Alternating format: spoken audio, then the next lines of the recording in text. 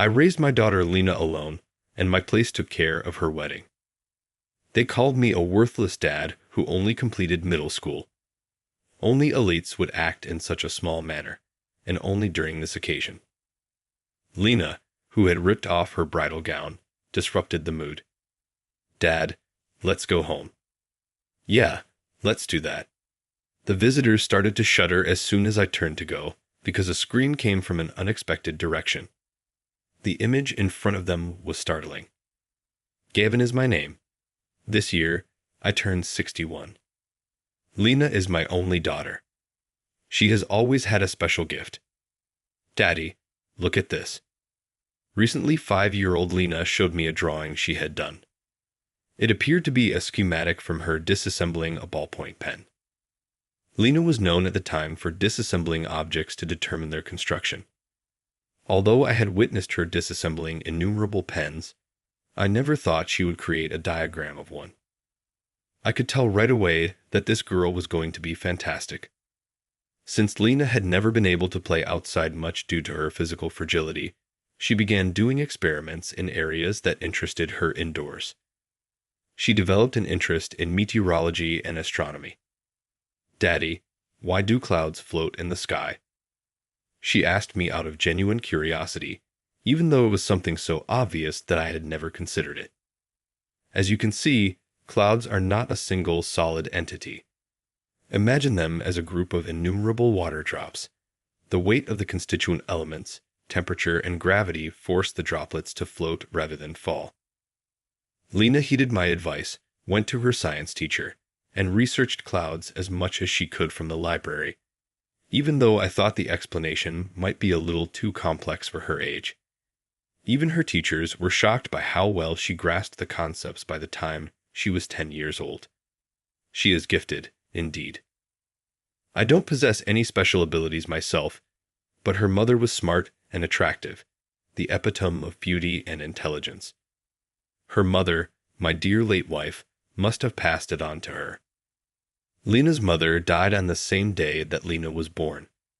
There were no problems before to the birth, but my wife's condition deteriorated a few seconds after giving birth to Lena. Her heart halted in an instant, and her body arched abruptly.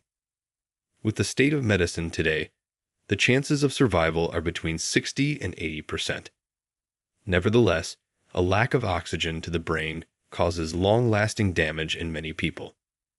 However, there was an 80% probability of mortality and less sophisticated technology when Lena was born. This unusual illness, which only affects a few dozen people annually in the United States, was transmitted by my wife of all things. Ultimately, my wife went to heaven without ever seeing the child for whom she had sacrificed her life. I had no idea what to do.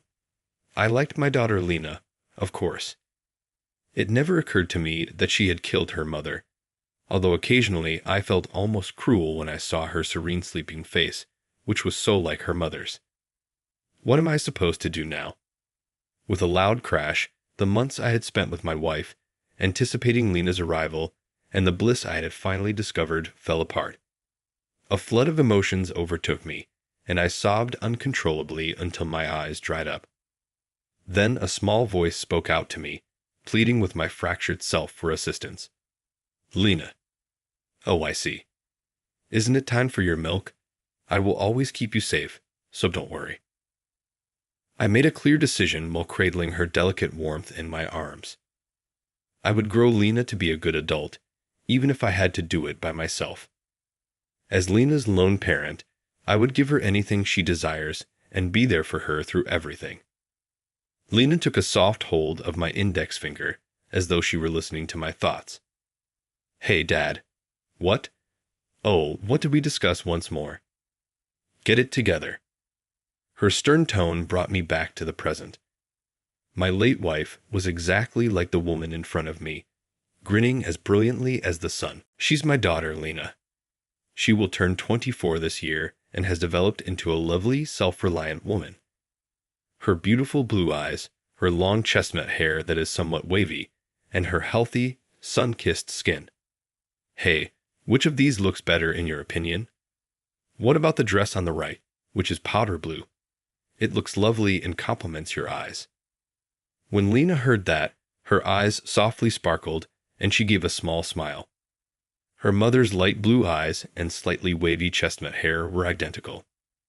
Observing these minor similarities to my wife became a silent pleasure for me as Lena grew older. Lena is now on the verge of being married. Kyle, a man who works at the same company as her, is her fiancé. I thought well of him when they came to announce their engagement. I'm not really experienced yet. Lena is such a wonderful person that she probably doesn't even need a spouse. But instead of helping her or supporting her, individuals occasionally push themselves too hard. When she needs to slow down, I want to be the one to be there to support her. I was a little taken aback to hear a young man say that. Most importantly, though, I didn't mind since Lena chose him. His sincerity struck a chord with me, and I approved of the marriage. It's Lena's life, so it's not really important that I gave my consent. In front of Kyle, Lena, who typically had such a stern countenance, seemed like a little girl, which made me think of my time with my wife. The wedding preparations were proceeding swiftly before I realized it.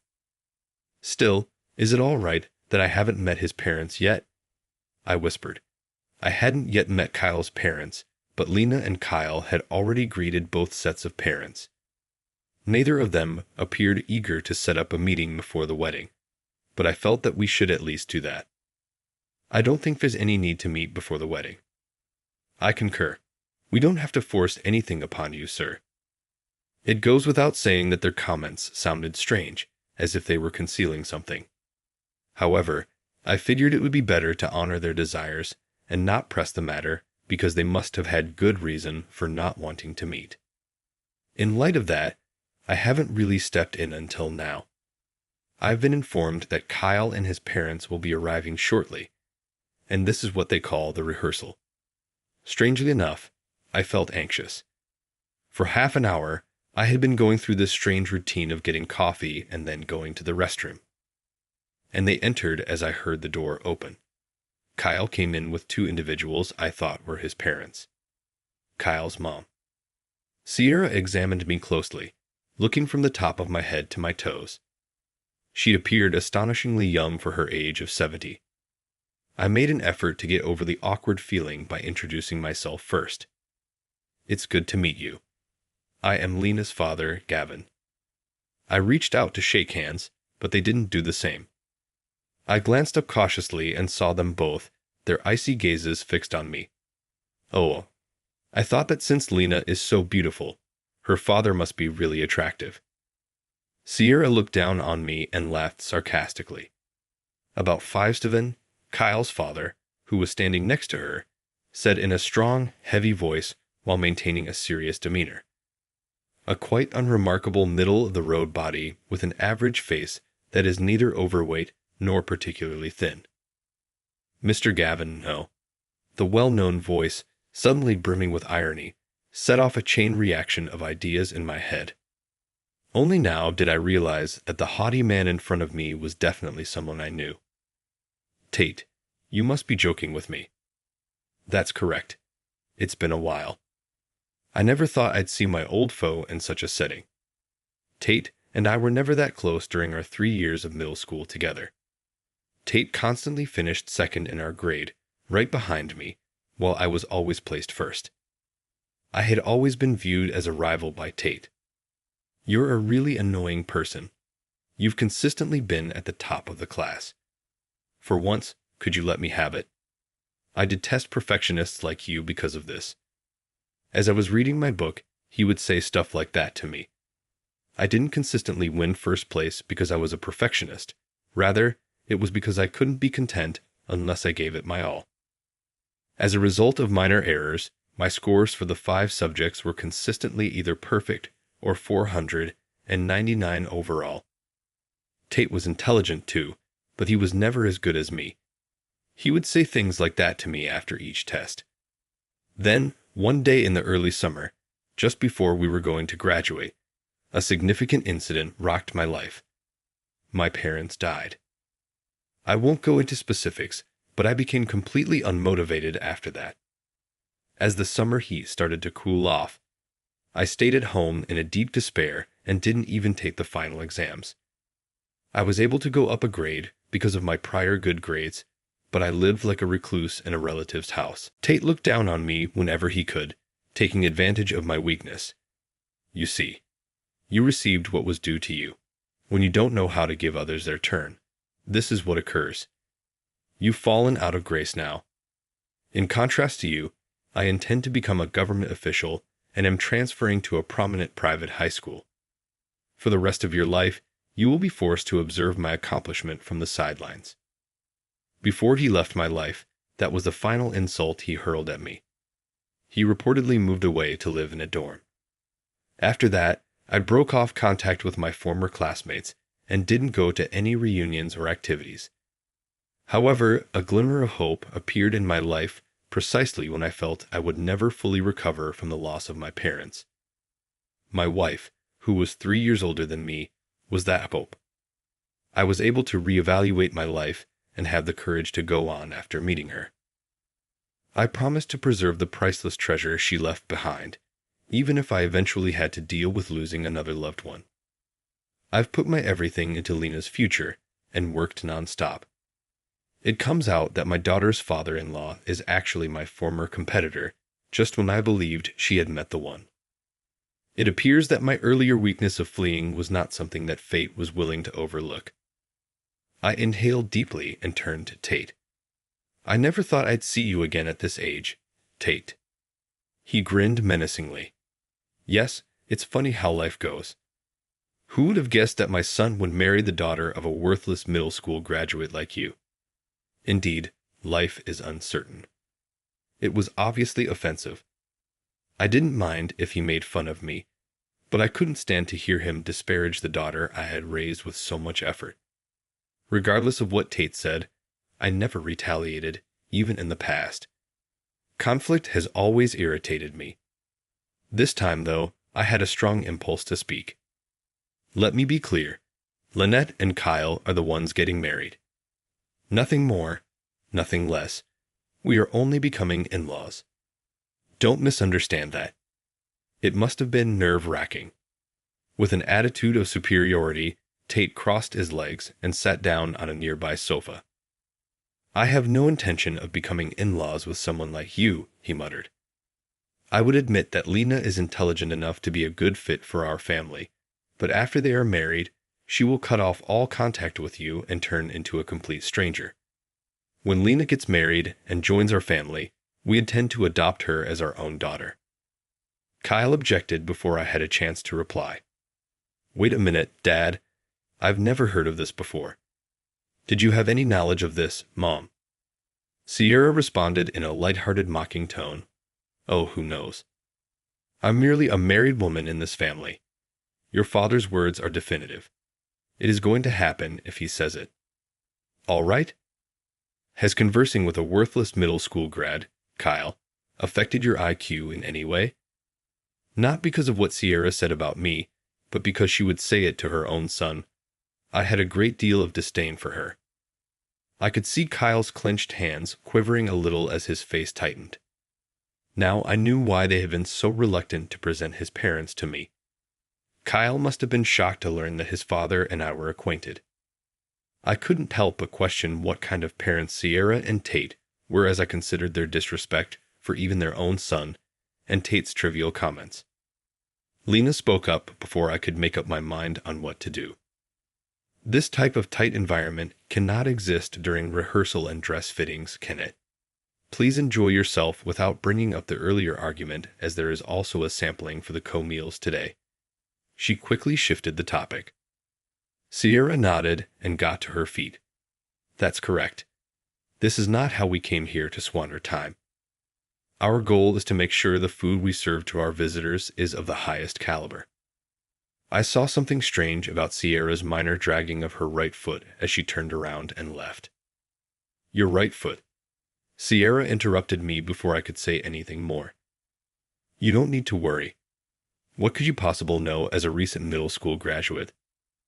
I let it go because I had nothing further to say, and they both walked away. Now that Lena, Kyle, and I were alone, The room was quiet. Kyle bent his head profoundly as the door closed. I sincerely apologize for my parents' impolite actions.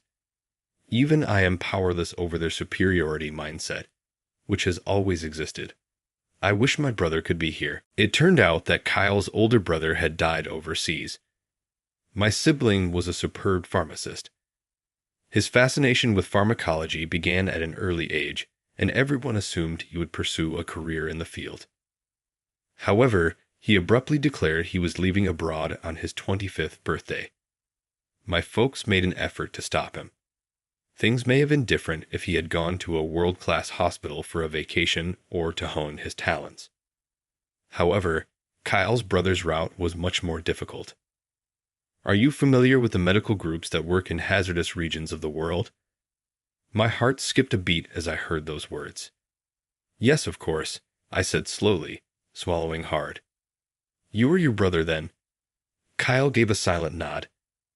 My parents tried to stop him because of this. There was nothing more to say. It was unnecessary for me to speculate about Kyle's feelings or what might have happened to his brother. It was too obvious. Lena swiftly dispelled the stifling mood that had descended upon the room. Hey, why are we becoming so depressed? Although I am aware of the narrative and have heard Kyle discuss his brother previously, I have no doubt that he would not want things to be this way. Kyle seemed to feel a little better after hearing Lena's words. Yes, you are correct. For now, let's just concentrate on the wedding. I want to apologize again, Gavin, for my parents' behavior. I touched Kyle's shoulder tenderly. The actual stars here are Lena and Kyle, regardless of how terrible his parents may be. All that matters is that they are content. After that, I made the decision to keep quiet about what had transpired. Tate and Sierra didn't say anything more. They smiled and didn't cause any more trouble for the remainder of the event, which could have been due to the presence of venue staff or simply their acting.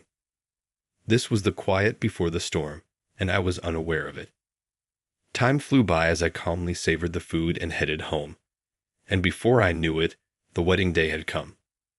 Lena, who used to stroll behind me and say "Daddy," would grow up and wear a spotless white frock, something I never imagined would happen. I brought a picture of my late wife and I from a trip together to participate in the happiness of Lynette and Kyle's special day because I didn't believe it was acceptable to bring a huge shot of my late wife. I will always remember the ceremony as a lovely, poignant, and even mystical event. After that, we relocated to the reception area, but that's where the unexpected occurred. This seating chart, what is it? I was indeed classified as a useless middle school graduate. The staff hastened to get the charts, their cheeks white as they repeatedly bowed in apology, and I could hear whispers throughout the room as people took notice. Lena and Kyle were backstage changing their clothes at that point. I had no question who was responsible for this based on the staff's terrified response. What about that? My unique gift to you. When I looked around, Tate had a chilly, vindictive smile on his face. Although Sierra's expression was unreadable due to the folding fan covering her mouth behind Tate, it was obvious from her body language that she was making fun of me. I shuddered a little. The one who is mortified by this humiliation is Lena, not me. At this point in my life, being embarrassed in front of a large crowd at a wedding doesn't hurt at all. There would truly be whispers if the bride's father was humiliated in this way. I tried not to cause a scene up until now, but I had enough. To be 61 and still think about something so juvenile. Tate replied with a smug expression on his face, but I calmly reciprocated. I'm a man who rose to the position of government official after graduating from a prominent university. Lena is undoubtedly in a position as well because she works for a prestigious corporation. However, how about you? You stopped studying, turned into a recluse, skipped the high school entrance exam, and are still only a middle school graduate. Only the elite are invited to this festivity. You ought to depart right away. Tate's irate tone reverberated across the space. The throng of spectators swelled, interested in the disturbance. Concerned about the impact This might have on Lena's reputation. I opened my mouth to speak, but a cool, collected voice interrupted. Let's head home, Dad. There was no mistake it, but it was deeper than normal. Lena's voice was heard. She was standing there, emotionless, as though she had lost all sensation, when I turned around. She was back to her earlier casual attire, having thrown away her bridal gown. Beside her, the employees who had gathered the seating charts in a panic were shaking as they took in the scene. Lena had obviously heard it all. A little later, Kyle, who had removed his tuxedo and was also dressed down, joined us. Leave, Gavin. I shuddered at the obvious fury in Kyle's voice, even if it was milder than Lena's. Tate and Sierra, meantime, were enraged. Kyle, what does this signify? The reception is going to begin, Lena. Why are you acting in this way? Sierra, who is much shorter, gave a little squeak as Kyle, who was 6'3", walked slowly approaching his mother. What, mother? Do you not feel embarrassed by your actions? After my brother died, I know you want to put your expectations on me, but I'm not your puppet. I wish to live my life as I see fit. Ms., I will return your kindness, but if you both keep acting this way, I'm willing to cut off all contact with you. There was a thick quiet in the room. Too scared to get further involved, the visitors who had been silently observing murmured to one another. Unable to control his rage, Tate yelled, "How dare you? It is not acceptable to disobey your parents. All right, you and Lena can go. We're off to this wedding. Totally off." There had been no change. The same Tate who had earlier yelled at me to give him the top rank in school was still there. I was too tired to even let out a sigh. I turned to Lena and said, "You're right," ignoring Tate. "Let's head home." The wedding could not go on after Tate declared it canceled. Even though we were bothering the visitors, it felt like the best course of action to depart at this time. A cry broke out behind me as I turned to go. When I turned around, I saw Sierra fall to the ground, her face going white. Panic set in, with several guests yelling in bewilderment. I hurried to her right away. "Hey, how are you treating my wife?" For the first time, I spoke up when Tate attempted to step in. "Do you wish for her to pass away here?" My remarks caused Tate to freeze, and I called for an ambulance while he remained stunned. Still in shock over his mother's death, Kyle stood still, unable to process what had happened. Frantically, people gathered around to inquire about the situation. Lena hurried to my side, pushing through the crowd. "Dad," she added. She felt lightheaded earlier. Her hands were shaking when she assisted me in lowering the veil, and her steps appeared wobbly. This was unquestionably a stroke. I swiftly rolled Sierra over onto her side, lifted her head a little, and calmly spoke to her. There was a faint reply from her. I had to keep a tight eye on her condition until the ambulance arrived, even though it had already been called. I would be forced to administer CPR if things became worse. Kyle had calmed down and hurried over as I rolled up my sleeves. What will become of my mother? She is thankfully still conscious, but if care is delayed after a stroke, there may be serious consequences or worse. Until help comes, we'll try our best. Kyle gave a forceful nod, but Tate was the one who was still struggling to understand. "Hey, leave Sierra alone." He was obviously in a panic, unable to comprehend what had transpired. Tate, apparently unable to hear anyone, continued yelling her name in spite of his family members' attempts to calm him down and explain. As I watched him, I couldn't help but reflect on my own history. I prayed as I glanced at my wife's picture in my pocket. Let me save her this time, please. Give me courage. At that moment, the ambulance's arrival was announced by the workers outside. I stuffed the picture back in my pocket and braced myself as I hurried in.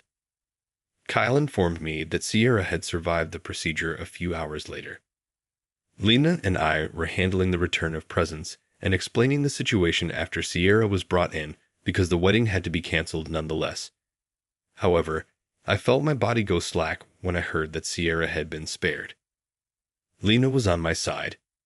Dad, you did fantastic.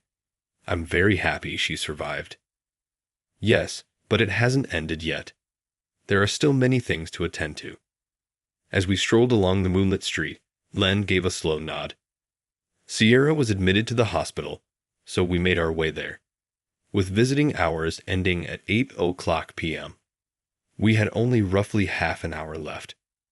We ran to the room, and when we got there, Sierra was just waking up, staring at the ceiling, and Tate was holding her hand and crying violently. When Kyle saw us, he motioned for us to come in. I appreciate you coming, Dad. Hurry up. Tate appeared to be prompted by Kyle's words as he shifted uncomfortably, opening and closing his mouth as though he was trying to think of anything to say. I let out a sigh. Look, I didn't follow your instructions to save Sierra. I don't require some evasive gratitude. Tate cast a shamed glance down. There was a momentary pause before Sierra's hoarse voice murmured something. Sophia. Don't push yourself, Mom. For now, just take it easy. Sierra fell back asleep as Kyle's soft words soothed her. Please wait here for a minute, Dad. Lena and Kyle decided to get takeout for dinner after they left the hospital. Tate and I were left alone in an unsettling silence after that. Unexpectedly, Tate was the first to speak. I was totally useless when Sierra fell apart. You and Lena maintained your composure. Have you ever held a medical position?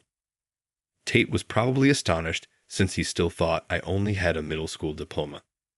It was time to give an account of my life's events. No, I didn't finish middle school. After a few years of delay, I eventually completed my GED and enrolled in college. I went on to become a doctor. Doctor.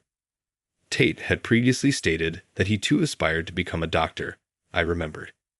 Given his aspirations, I had thought Tate would seek a medical degree, but that was not the case. Being a high-ranking bureaucrat is undoubtedly remarkable, but it appears Tate wasn't driven by enthusiasm to pursue that career path.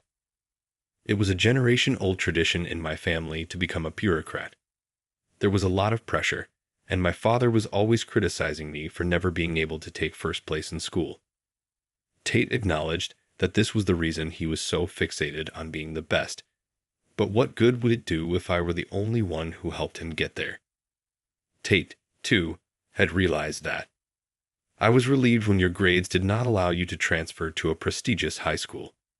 That helped me succeed in college, become the best student at my new school, and finally work as a bureaucrat. But because he wasn't there, no matter how high I rose, I always felt empty within. You mean Keith? When I uttered the name of his late son, Tate's eyes widened in surprise. He stared at me as he froze. I showed him the picture of my wife that I had taken out of my pocket. My wife and I were in the photo. How are you acquainted with Keith?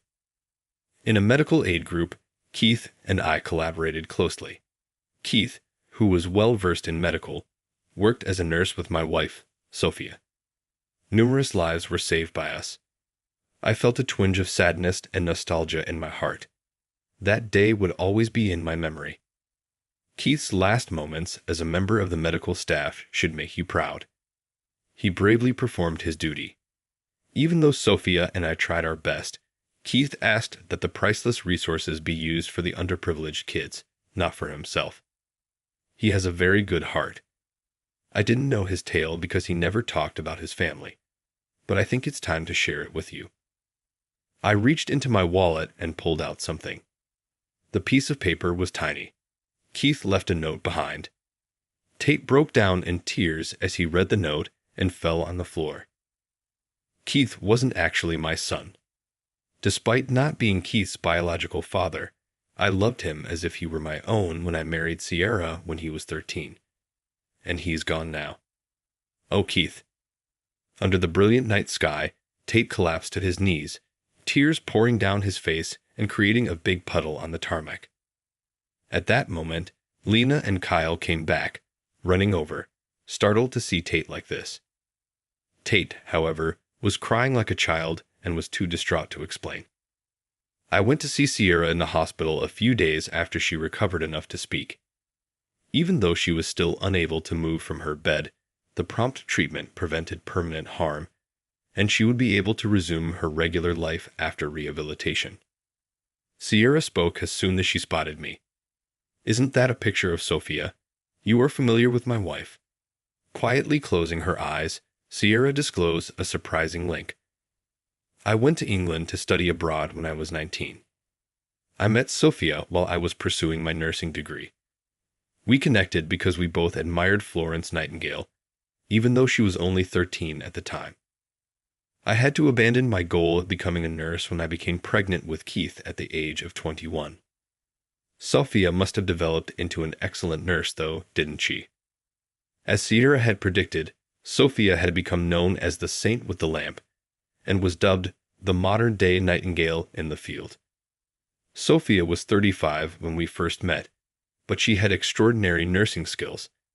Together with Keith, we saved numerous lives while working together and getting married. I lost control and behaved in a way that was completely out of character for a doctor when Keith passed out during a mission due to a stroke. Even so, Sophia maintained her composure, and Keith put the needs of others before his own, even as his consciousness waned.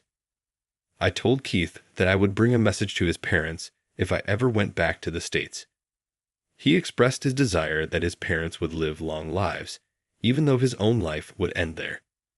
Given the family history of strokes, he particularly urged his mother to take additional care of her health. Tate had already informed Sierra of Keith's fate. Remaining composed, she nodded slightly.